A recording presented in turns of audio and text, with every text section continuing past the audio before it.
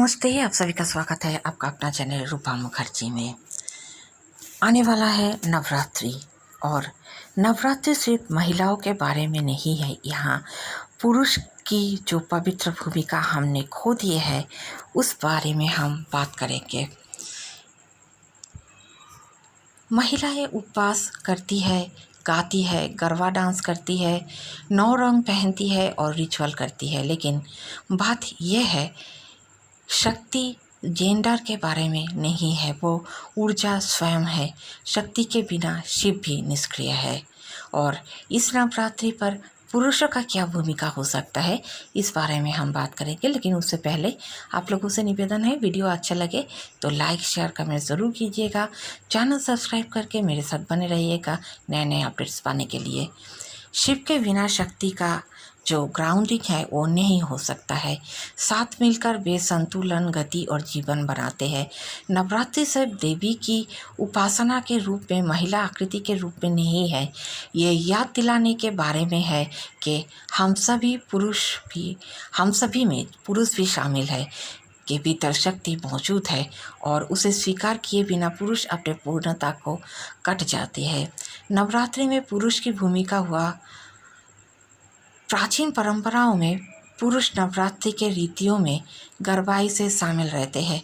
वे केवल पर्यवेक्षक नहीं है, वे यजनास करते हैं, भजन गाते थे और उपवास के दौरान अनुशासन बनाए रखते थे।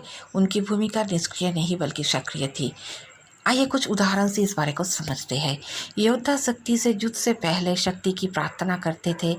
उन्हें विश्वास था कि उसकी आशीर्वाद से उन्हें साहस मिलता है।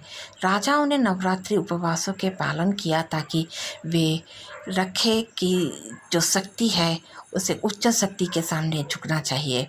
गुरुओं और गरबाओं में पुरुष ने जुलूसों का नेतृत्व किया, केवल महिला के बजाय देवी की मूर्ति उठाकर यह सुनिश्चित करने की हर कोई उसकी परिस्थिति और उपस्थिति महसूस करे।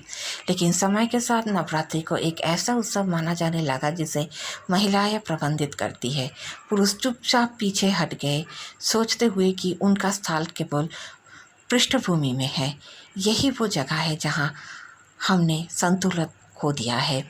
आज नवरात्रि में पुरुष तथा जो समग्र पुरुष जाति है क्या रिक्लेम कर सकते हैं। तो आज की दुनिया के लिए नवरात्रि पुरुष के लिए क्या दिखाता है। ये बिना मतलब रिचुअल की नकल करना नहीं है, ये रोज़मर्रा के ज़िंदगी में शक्ति के सार के साथ फिर से जुड़ना है। इसके लिए कुछ तरीके हैं, मैं आप लोगों के साथ शेयर करना चाहूँगी। इंटेंट के साथ आप उपवास कीजिए। केवल भोजन छोड़ना नहीं है, अहंकार को भी रोकना है। उपवास विनम्रता, धैर्य और अनुशासन सिखाता है, जो पुरुषों के लिए महत्वपूर्ण है, जिनकी पहचान अक्सर शक्ति के साथ जुड़ी होती है। संतुलन पर ध्यान यानी मेडिटेशन। हर नवरात्रि के रात कुछ समय निकाल कर सोचें, मेरी आंतरिक शिव कहाँ है, मेरी आंतरिक शक्ति कहाँ है। क्या मैं सिर्फ कठोर, तर्कसंगत और दृढ़ रहा हूँ, या मैं अपनी सॉफ्टनेस, क्रिएटिविटी और इंट्यूशन को भी सम्मान देता हूँ। महिलाओं की ऊर्जा का समर्थन। क्षितिज में खड़े रहने के बजाय पुरुष रिचुअल सेटअप में मदद करके गरबा में खुशी से शामिल होकर या आसपास की स्त्री ऊर्जा की सहायता करके सक्रिय भागीदारी कर सकते हैं। देवी आर्केटाइप से सीखना। नवरात्रि के हर दिन एक अलग देवी का प्रतिनिधित्व करता है।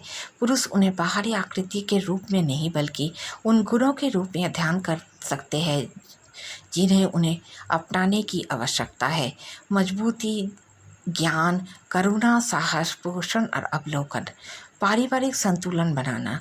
नवरात्रि रिश्तों में भी संतुलन के बारे में है। पुरुष इस समय का उपयोग परिवार की भूमिकाओं में संतुलन बहाल करने के लिए कर सकते हैं। महिलाओं को तक पूजा सीमित न रखते हुए बराबर हिस्सेदारी बन सकते हैं। पुरुषों के लिए नवरात्रि का आध्यात्मिक अर्थ क्या है। नवरात्रि पुरुषों को अंदर देखने का अवसर देता है। आधुनिक जीवन अक्सर पुरुषों को अपने भावनाओं को छुपाने, मजबूत बनने, सफलता के पीछा करना सिखाता है, लेकिन अंदर कोमलता, रचनात्मकता और समर्पण का एक अनटैप्ड रिजर्वर है। जब पुरुष नवरात्रि को ईमानदारी से मनाते हैं तब वे बिना शर्म के अपनी भावनात्मक पक्ष से जुड़ते हैं, सीखते हैं कि असली ताकत संतुलन से आती है, प्रभुत्व से नहीं। समझते हैं कि शक्ति की पूजा महिलाओं की पूजा नहीं बल्कि जीवन को ईंधन देने वाली पवित्र ऊर्जा का सम्मान है। नवरात्रि पक्ष ऊपर से नहीं बल्कि सामंजस्य के बारे में है। शिव और शक्ति प्रतिस्पर्धा नहीं करते, वे एक दूसरे को पूरा करते हैं और हर पुरुष और महिला के अंदर की ऊर्जा भी है। इस पर जैसे ही आप लोग ये सोचते हैं कि इस पर जैसे ही नवरात्रि का पहला दिया जलाऊंगा, मैं याद दिलाऊंगा कि ये उनका फेस्टिवल नहीं है, उनका मतलब स्त्रियों का फेस्टिवल नहीं है, ये मेरा भी है। ना कि मैं टेक ओवर करना चाहता हूँ बल्कि याद रखना चाहता हूँ। याद रखें कि मेरी ताकत संवेदनशीलता के बिना मीनिंगलेस है, मेरी लॉजिक इंट्यूशन के बिना खाली है, मेरी उपस्थिति संतुलन के बिना अधूरी है। नवरात्रि पुरुषों को कदम बढ़ाने के लिए आमंत्रित करता है, ना कि बाहरी लोगों के रूप में बल्कि संतुलन के आवश्यक कीपार के रूप में।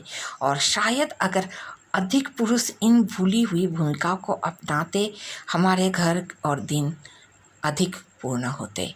पर्सनल ग्रोथ, उत्पादकता और समृद्धि पर अंतर्दृष्टिपूर्ण टिप्स और प्रेरणा पाने के लिए चैनल में जुड़े रहिए।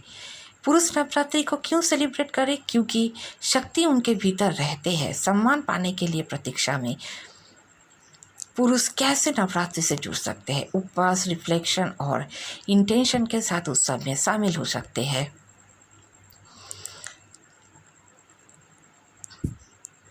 तो उम्मीद करते हैं कि अगर अधिक पुरुष इस भूली हुई भूमिका को अपनाते हैं तो हमारे घर एक दिन बिल्कुल सामंजस्यपूर्ण हो जाएगा। अब सभी लोगों की आने वाले नवरात्रि के लिए बहुत बहुत शुभकामनाएं। मिलते हैं अगले वीडियो में। धन्यवाद, नमस्कार।